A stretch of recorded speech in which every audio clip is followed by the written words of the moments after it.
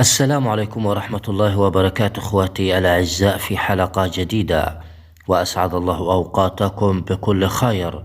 مقتل الشاب سامي لكحل ببلدية المعذر ولاية باتنا، ربي يرحمك خويا سامي.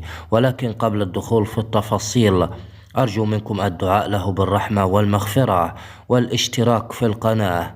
ضجت مواقع التواصل الاجتماعي ببلدية المعذر ولاية باتنا على وقع جريمة قتل مروعة راح ضحيتها الشاب سامي لكحل بعدما تلقى طعنات خنجر أودت بحياته في الحال.